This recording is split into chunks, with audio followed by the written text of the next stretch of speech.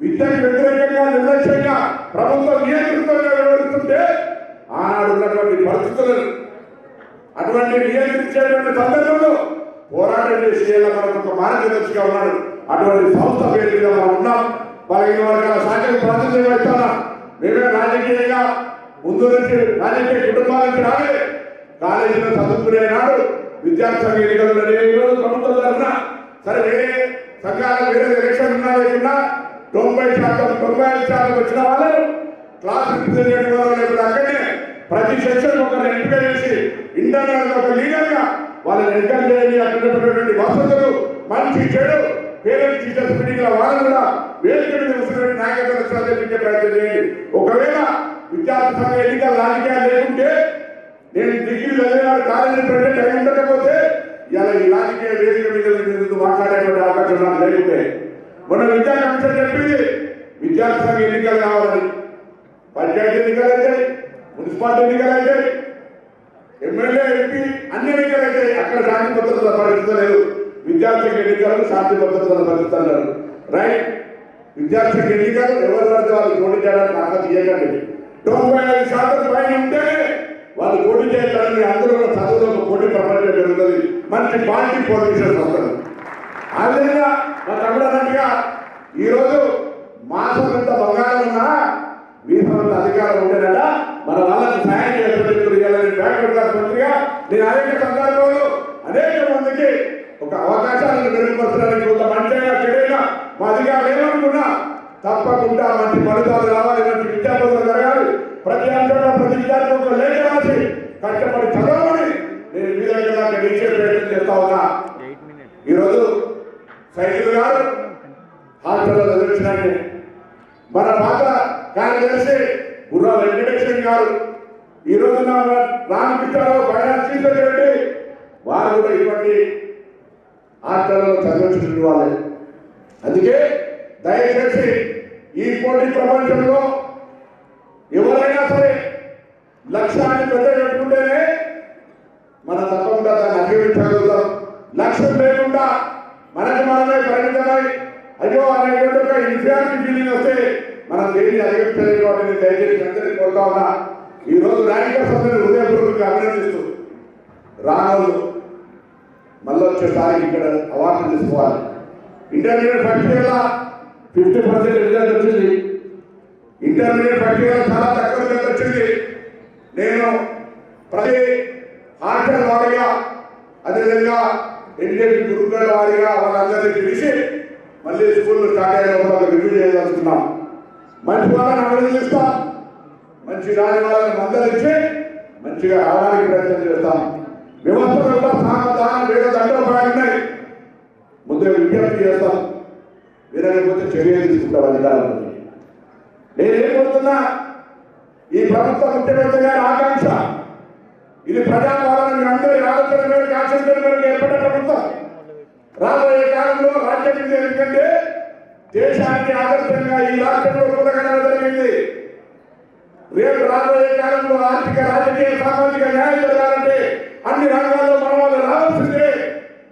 Group 1 అయినా UPPSC అయినా group 2 అయినా ఇతర ఏ ఉద్యోగమైనా జనరల్లో కూడా 50% పైన వాళ్ళు పుట్టగలిగినారు.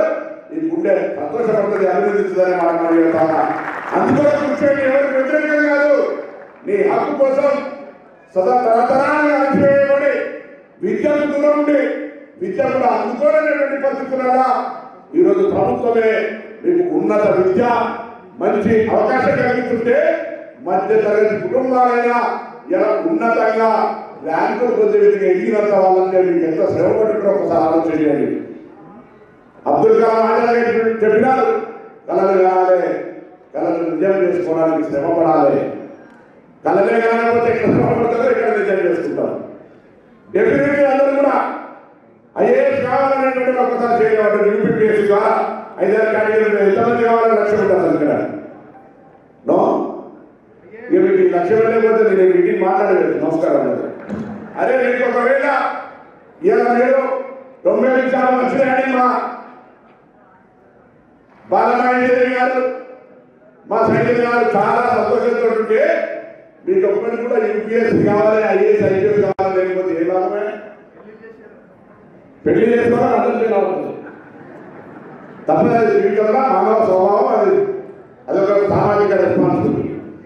ఐఏఎస్ యూపీఎస్ కావాలని లేకపోతే నేను ఈ టీచర్లందరూ అన్నదాలు అక్కడ చదువు చెప్పే వాళ్ళందరూ మనిషికి ఒక లక్ష్యాన్ని చదువుకుంటప్పుడే వాళ్ళ టాలెంట్ని బట్టి వాళ్ళ ఫిక్స్ చేయండి. ఒకసారి డాక్టర్ కదా, అడ్వకేట్ కదా, ఆఖరికి నేనైతే చాలా మంది మైకి చెప్పరాదు కానీ నువ్వు ఏ ప్రొఫెషన్ సెలెక్ట్ చేసుకుంటే ఆఖరికి దొంగతనం ప్రొఫెషన్ సెలెక్ట్ చేసుకుని ఇంటర్నేషనల్ ర్యాంక్ ఉండాలనుకుంటాను. నువ్వు ఏ విధంగా నాకేం ఆలోచన లేదంటే ఎందుకు జీవితము? నేను రాజకీయాల్లో వచ్చిన 96 అడ్వకేట్ ఎల్ఎంపీ పోతానా? నేను ఎన్నడూ నల్లగొండ నేను తెల్లబడ్డ చేస్తా, దీని సక్సెస్ చెప్తా చెప్పిన సక్సెస్ అని కదా.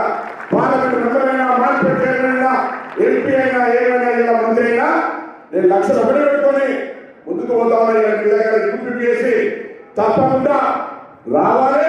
ఈ రికార్డు అంతా పెట్టుకుంటా 5 సంవత్సరాల తర్వాత యూపీఎస్ వచ్చిందని నా దగ్గరికి వచ్చి సన్మానం పొందాలని మనల్ని సందర్భంగా కోరుతా ఉన్నా. అది లక్ష్యం అంటే ఆ లక్ష్యం లేకుండా అడిగలే పుట్టిన ఆంధ్ర పురుగులకు సీజన్ వస్తుంది. వర్షకాలం రాగానే ఏదో ఒక పౌర్ణమి రాగానే ఆంధ్ర వస్తుంది, ఆంధ్ర పురుగులు వస్తాయి. వస్తే చూస్తూ లేదండి గ్రామాల్లో కనబడుతుంది నాయకుడు ఆంధ్ర పురుగు. అట్లా మీరు ర్యాంక్ తీసుకున్నారు కదా, దాని తర్వాత మీకు ఏ లక్ష్యం లేదని వేయచ్చు. వాళ్ళు దయచేసి సమయం ఎక్కువ అనిపించినా నేను ఒకటే నా ఆకాంక్ష, కోరిక, ఈ ప్రభుత్వ ఆలోచన, ముఖ్యమంత్రి గారి మంత్రివర్గాన్ని అందరూ కూడా అధికారులు కూడా కోరుతా ఉన్నాం. రాజకీయ పరిమితం కావద్దు. రేపు భవిష్యత్తు పోటీ ప్రపంచంలో జీవితంలో మీ బాధ్యతగా ఏదో ఒక ఉన్నత స్థానంలో ఉండి వచ్చే తరానికి న్యాయం చేయండి, సేవ చేయండి. ఇలా మేము ఇక్కడ పోరాటం చేసుకున్నాగా రైతు బిడ్డగా రైతు బిడ్డ ఏం చేయాలో తెలుసు కదా. బరువులు రాయాలి, వ్యవసాయం చేయాలి, కూరగాయలు వండియాలి. రైతులకు అడిగే ఇష్టం కాదు, అటువంటి కుటుంబాలను తెలిసిన వాళ్ళు మేము కూడా అదే కుటుంబం చేయాలి. కాబట్టి దయచేసి బాగా తెలుసు రైతు బాగా పిల్లలు పెద్దగా ఎదగాలని ఆలోచన చదువు వచ్చిన తల్లిదండ్రులు ఉన్నా లేకుండా పిల్లలకు అనేక రకాలుగా శ్రమపడతా ఉన్నారు. కాబట్టి దయచేసి మరొకసారి అందరికీ మనం చెప్తాం, ప్రభుత్వం మీకు సేవ చేయడానికి సిద్ధంగా ఉంది. అధికారులకు అనేక రకాల అంశాల పట్ల సానుకూలంగా వ్యవహారం చేయడానికి సిద్ధంగా ఉన్నారు. ఈ రోజు అధ్యాపక వర్గం మీ సేవలో మిమ్మల్ని ఉన్నతంగా తీసుకుపోవడానికి అంకితం కావడానికి సిద్ధంగా ఉన్నారు. తల్లిదండ్రులు మిమ్మల్ని చదువుకోమని ప్రోత్సహిస్తా ఉన్నారు. మిగిలింది మీరే, మీ లక్ష్యాన్ని మీరే, మీ జీవిత భవిష్యత్తు మీరే నిర్ణయం చేసుకునే బాధ్యత మీకుందని మనం చేస్తూ తప్పకుండా మన ఆకాంక్షలకు అనుగుణంగా అటు బీసీ హాస్పిటల్లో చదువుతున్న విద్యార్థులు కానీ గురుకులాల్లో వేరువేరుగా 2 సంస్థలు ఒకటి బ్యాక్వర్డ్ క్లాస్ డిపార్ట్మెంట్ ఇందులో చదువుకున్నటువంటి ర్యాంకర్స్ అంతా భవిష్యత్తులో సార్ ఆ రోజు నేను అవార్డు తీసుకున్నా, ఇదో మీ ఆకాంక్ష పొజిషన్ ఉన్నా అని మీకు కింద నుంచి వచ్చేటువంటి బ్యాక్వర్డ్ క్లాస్ పిల్లలకు సహకారం చేయండి. ఏ స్థానంలో ఉన్నా వచ్చేటువంటి తరం ఎలా మనం చేయడం ఆశిస్తూ ఉన్నారు.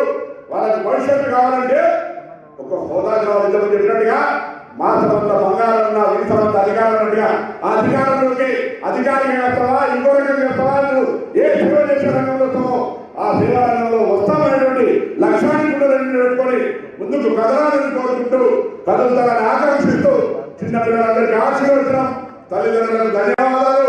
అధ్యాపక వర్గానికి మరింత బాధ్యతగా రాబోయే కాలంలో మనం పనిచేస్తున్న సంస్థ, నేను చేస్తున్న పార్టీ, నా పార్టీ గవర్నర్ ఎక్కడ పార్టీ మారలేదు. ఎందుకు ఒకసారి ఆ వ్యవస్థలో ఉన్నప్పుడు ఆ వ్యవస్థను ముందుకు తీసుకుపోయే బాధ్యత తీసుకోవాలి. ఇలా నేను పనిచేస్తున్న సంస్థ యొక్క పేరు ప్రఖ్యాతి బీసీ వెల్ఫేర్ హాస్టల్స్ కానీ గురుకులాల యొక్క పేరు ఈ రాష్ట్రంలో ఒక చదువుకే పరిమితంగా అక్కడి క్రీడలు, ఎక్స్ట్రా కరిక్యులర్ యాక్టివిటీస్, సైన్స్, సాంస్కృతిక కార్యక్రమాలు, సాహిత్య కార్యక్రమాలు ఏ పోటీ కనబడితే కుస్తీ పోటీలు కొన్ని అనిజాలు పెట్టినారు. ఏమైనా కాదు, అందులో మరొక ర్యాంకర్ రావాలి. అక్కడ బీసీ హాస్టల్ పిల్లలు కనబడాలి, ఎంజేపీ పిల్లలు కనబడాలి. ఇది నా ఆకాంక్ష. మరొకసారి హృదయపూర్వకంగా మీ అందరికీ ధన్యవాదాలు. రంగాల్లో అన్ని రంగాల్లో మన వాళ్ళు ఉంటారని విశ్వాసం ఉంది. తప్పకుండా ఒక్కసారి అందరూ పిల్లలతో తల్లిదండ్రులు ఈ రోజు ర్యాంకర్లు తీసుకుంటున్నటువంటి వాళ్ళందరికీ గట్టిగా అభినందనలు చెప్పాల్సిందిగా సంబంధించి చాలా